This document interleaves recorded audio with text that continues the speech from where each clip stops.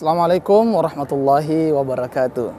Alhamdulillahi rabbil alamin. Assalatu wassalamu ala asrafil anbiya'i wal mursalin Sayyidina Muhammad wa ala alihi wa ashabihi ajma'in, amma ba'du.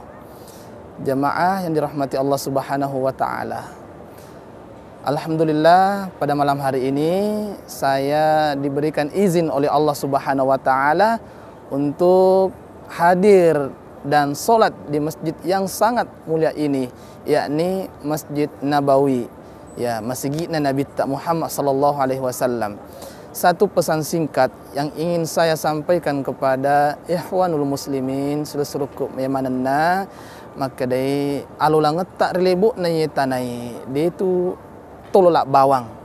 ye engka set di tiwi, engka set di amanah, set di faseng wajib rifa tokong rifa kedek ipa kesingi akad de kena relebuk nanya tanah agir faseng yang hari itu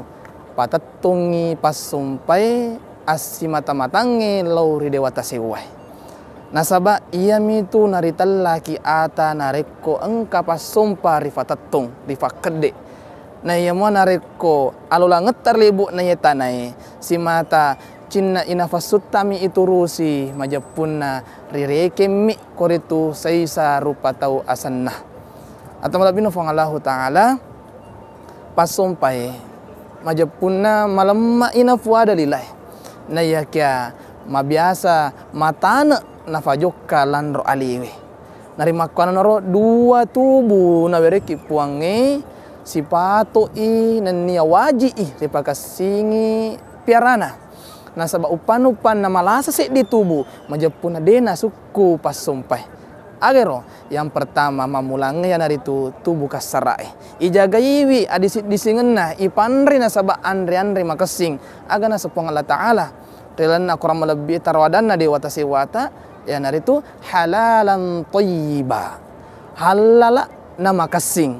artinya apa engka tu andre halala na yaka nuleka pada dia makasih resisita iya pada engka to manre bembe engka to de bembe halala nanya kena reko engka lasa na tiwi tu buka sarata nanya ke dek nasi cocok si bayasangi bembe majapun aja na tanre magai halalan tayyiba halala nama decing na sebab nareko maseha iye kasarata insyaallah maka singi rokon-rokon na iya tu pasumpai kesingi yang kedua yang ada itu tubuh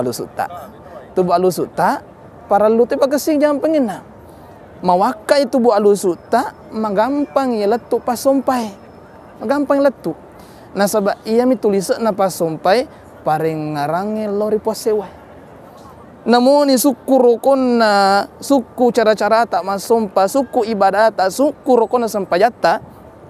narekode iga ga paring ngarange lesangi paring ngarange na pasumpai alama sia-sia ilulungang narima konaro tafawakari iwe alusuta peko cara ni pawakari dengan cara ipamegaiwi mengerangi pengallahu ta'ala sikiri ta ipakasingiwi kemudian baca korata ipakasingiwi